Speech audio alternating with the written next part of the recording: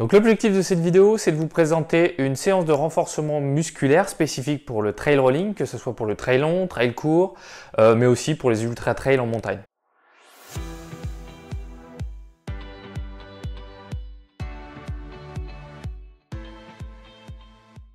Donc le gros intérêt du renforcement musculaire, c'est à la fois de prévenir les douleurs et les blessures qu'on peut rencontrer pendant une prépa quand on fait du trail running, mais aussi et surtout vous préparer au jour J à la compétition et à l'exigence de la compétition, que ce soit en trail court, long ou encore plus en ultra montagne.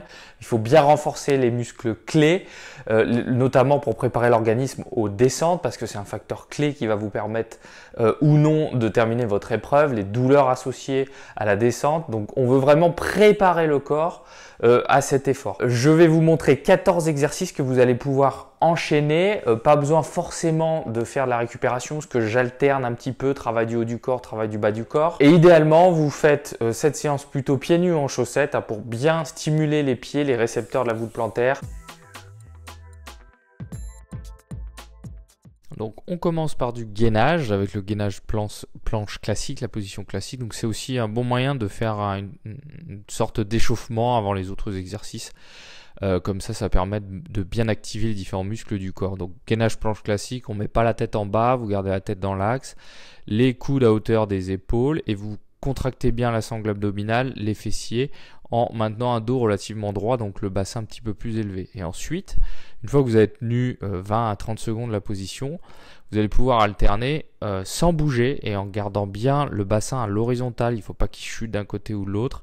Vous allez relever une jambe, puis l'autre. Donc vous tenez 5 secondes à chaque fois. Vous gardez la jambe tendue. Ça fait beaucoup aussi travailler l'avant de la hanche, les abdos forcément, le psoas aussi.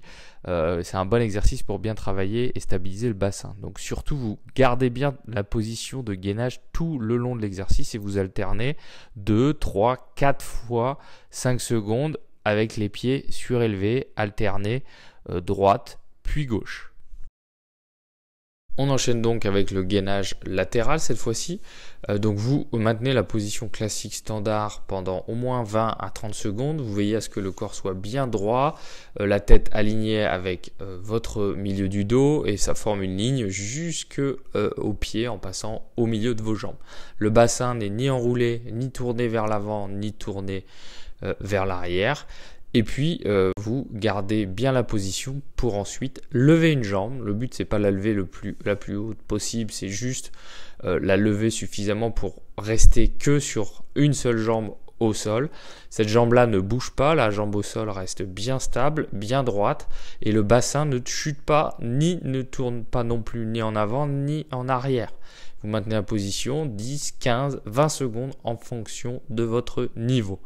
Et ensuite, bien entendu, vous reposez et vous changez immédiatement de côté pour faire la même chose.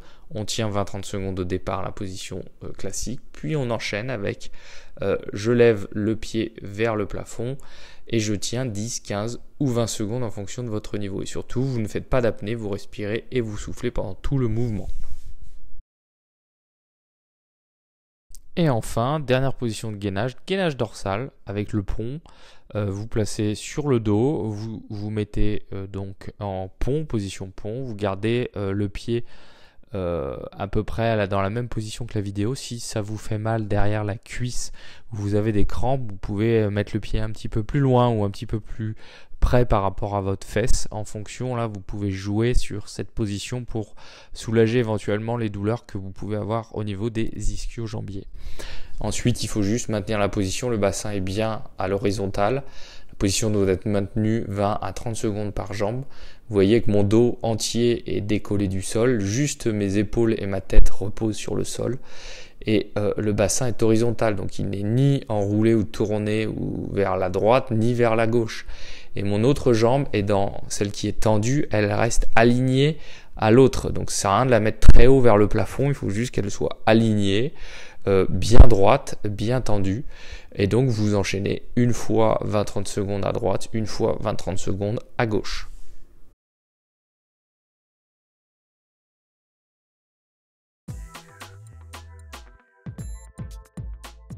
On attaque cette fois-ci le renforcement des jambes. Donc ça c'est un exercice intéressant, c'est la chaise que l'on connaît, mais cette fois-ci on va la faire sur une seule jambe.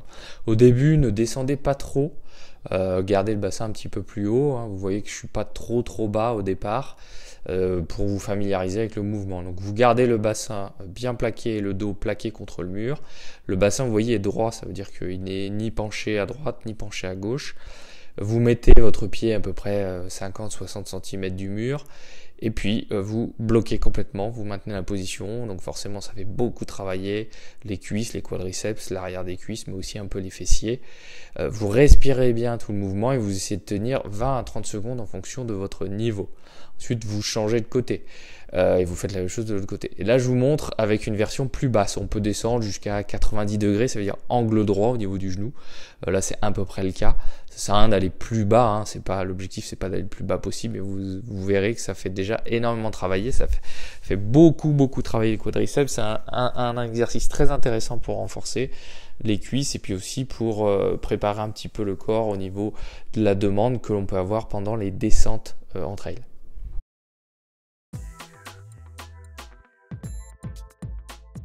On retourne un petit peu sur les abdos, hein, ça permet de ne pas avoir besoin de faire trop de récup des jambes pour pouvoir réenchaîner derrière un autre exercice. Donc cette fois-ci pour les abdos, vous allez travailler sur des relevés de buste. Donc vous vous allongez au sol, vous voyez que j'ai un pied, une jambe qui est pliée, genou plié qui reste au sol, et l'autre qui est tendu au sol. Alors l'idéal c'est de bien se relever en forçant bien au niveau des abdos. Vous voyez que j'enroule mon dos vers l'avant. J'enroule mon bassin également et je monte comme si je voulais viser avec ma main le plafond, comme si je voulais me relever et aller toucher le plafond. Ensuite, une fois que vous avez fait 10 et 12 mouvements d'un côté, vous faites la même chose de l'autre côté en inversant les jambes. Ce qui est important, c'est de pas essayer de pas trop décoller la jambe qui reste tendue au sol et garder le pied qui est posé au sol de l'autre côté justement au sol et ne pas décoller les jambes en général. Ça ne doit pas vous faire mal au dos. Si ça vous fait mal en bas du dos, vous laissez, vous faites que le gainage.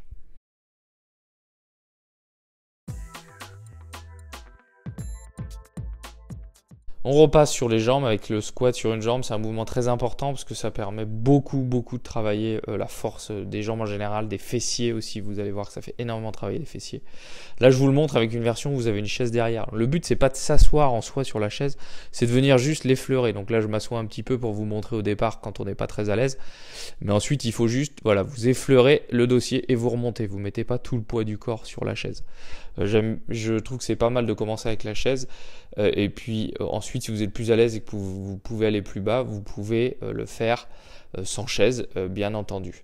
Le but c'est pas forcément l'équilibre, donc restez bien proche d'un mur si vous avez besoin de vous rattraper, etc. Pas de problème. Le but c'est de bien forcer et de bien se faire mal aux cuisses et aux fessiers. En général, on commence par 8 répétitions par jambe et on évolue jusqu'à 12 voire même 15 répétitions idéalement. Vous essayez simplement de garder la jambe vers l'avant, pas forcément tendue, mais vers l'avant quand vous vous baissez.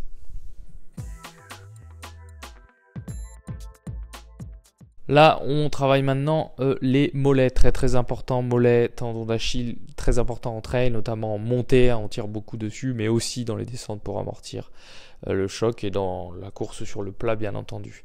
Donc pour ça, c'est bien de le travailler plutôt sur une marche ou des livres empilés pour avoir l'avant du pied posé et le reste du pied dans le vide pour avoir plus d'amplitude articulaire et un travail plus intéressant, plus difficile. Donc vous montez le plus haut possible sur votre pointe et vous descendez en retenant la descente sur, vous voyez, 2 petites secondes pour freiner un petit peu le mouvement jusqu'en bas, jusqu'à ce que ça tire un petit peu. Je vous le montre de côté ce que ça peut donner. Vous vous tenez, c'est pas un exercice d'équilibre. Et vous essayez de faire entre 10 et 15 répétitions au départ. Si vraiment c'est trop difficile au début sur une marche, vous le faites d'abord au sol avant d'enchaîner avec la position sur une marche. Et ce qui est vraiment important, c'est de vous garder le genou plutôt tendu, vous voyez qu'il est assez figé, mais le but c'est de bien forcer, de monter le plus haut possible et de fatiguer les mollets de chaque côté.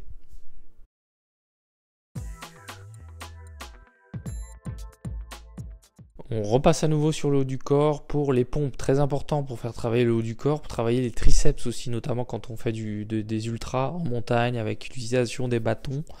Il faut quand même avoir de la force au niveau des bras et le haut du corps. Il faut de toute manière garder un corps complet. Donc quand vous faites les pompes, vous gardez les mains à peu près un tout petit peu plus écartées que la largeur de vos épaules. Vous plaquez bien vos épaules vers le torse, vers le tronc, vers le dos, pour pas vous faire mal au niveau des épaules et pour que les omoplates glissent bien vers l'arrière quand vous descendez. Vos coudes restent assez proches du torse. Et vous descendez en contrôlant, vous venez effleurer avec votre ventre et votre torse le sol et vous poussez fort pour bien remonter. Vous gardez l'ensemble du corps bien droit, bien gainé, de la tête aux pieds, c'est vraiment important.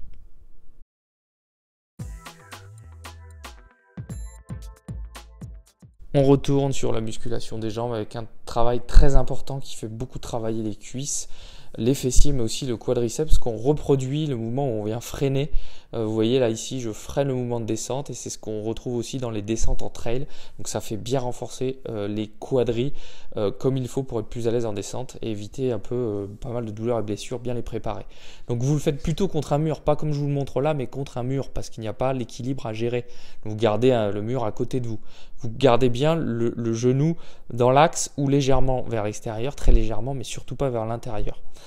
Vous retenez bien la descente, c'est important, c'est de freiner la descente jusqu'à ce que votre pied vienne effleurer le sol. On ne vient pas le poser, on l'effleure. Et ensuite vous poussez fort pour remonter complètement.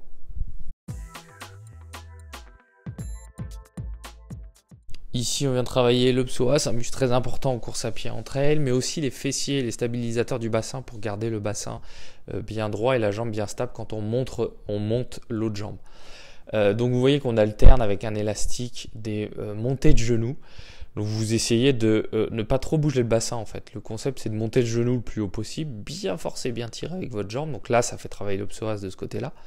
Et puis de garder la jambe bien raide, bien stable, bien contractée, celle qui reste au sol. Et le bassin idéalement ne doit pas trop s'incliner ni à droite ni à gauche. Vous voyez que je suis assez bien gainé dans l'ensemble, je forme un socle assez solide. Donc le rythme, il ne faut pas le faire plus vite, hein. Vous gardez le rythme de la vidéo. Vous essayez de garder le genou vers le haut pendant 1 à 2 secondes environ, pas plus, mais il faut bien faire ce mouvement-là. De profil, ça donne ça, donc vous voyez, régler l'élasticité, la tension de l'élastique pour quand même avoir un mouvement suffisant pour que vos genoux montent au moins légèrement au-dessus de votre bassin. Voilà, et vous alternez 10 à 12 mouvements par jambe en gardant bien le bassin stable, bien contracté, les abdos bien contractés également.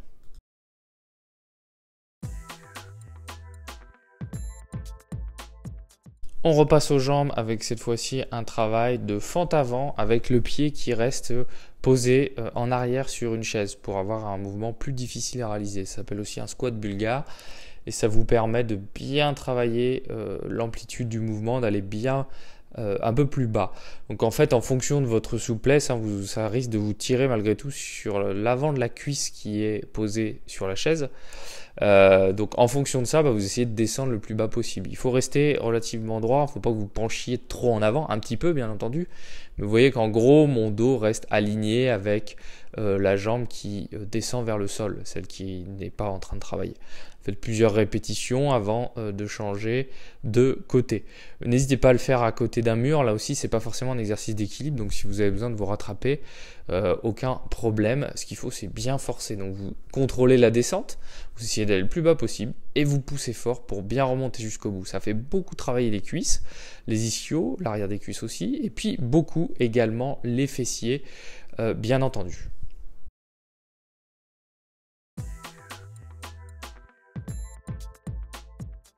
Et on termine le circuit par de la pliométrie des sauts, donc avec d'abord des sauts sur une jambe avant-arrière.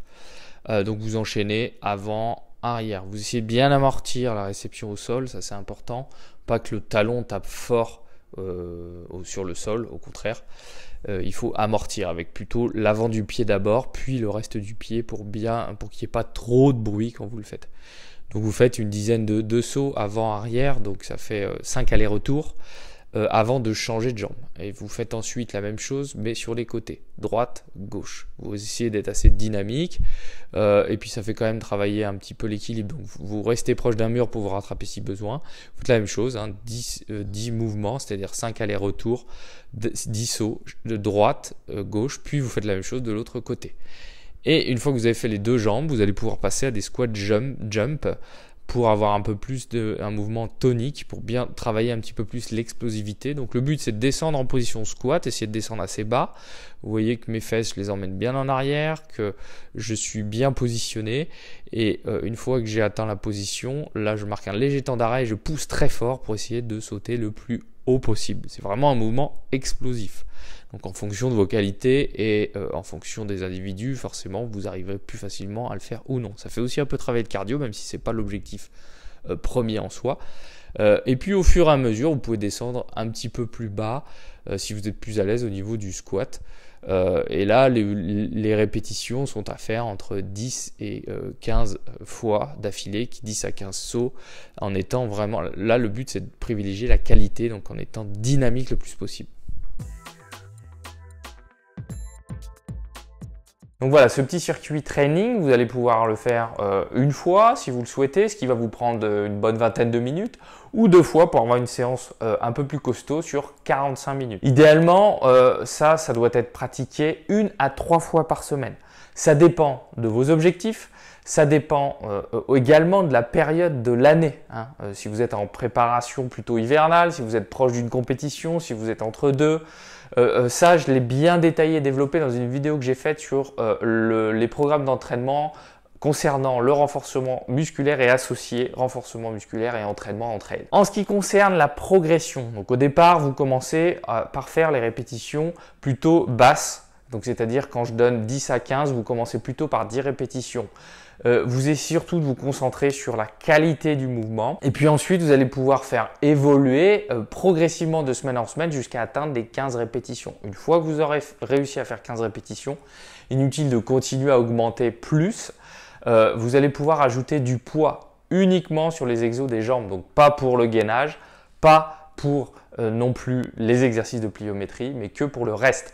Et vous allez mettre du poids grâce à des haltères dans les mains, pack d'eau ou éventuellement un sac à dos que vous prenez chez vous et vous y ajoutez dedans du poids. Moi, je mets des bouteilles ou des bidons d'eau. Peu importe, le but, c'est d'avoir du poids pour avoir un travail plus difficile, parce qu'il faut aller chercher la fatigue musculaire et fatiguer les muscles. Et puis ensuite, il faut aussi essayer de faire varier un petit peu les exercices, notamment au niveau du gainage, mais aussi au niveau des jambes. Justement, pour répondre à cette problématique et pour vous guider au maximum, j'ai développé un programme complet en ligne que vous pouvez utiliser avec des vidéos. Donc l'objectif finalement de mon programme, c'est de vous guider toutes les semaines pour savoir comment intégrer la musculation dans votre planning d'entraînement pour pas compromettre la qualité de vos entraînements en course à pied, et puis aussi vous donner la progression en fonction de vos objectifs pour pouvoir faire du renforcement musculaire toute l'année et obtenir un maximum de résultats pour pouvoir réussir vos objectifs. Voilà, si vous avez des questions, des suggestions ou des commentaires, n'hésitez pas à me les laisser en bas de la vidéo, j'essaierai d'y répondre un maximum.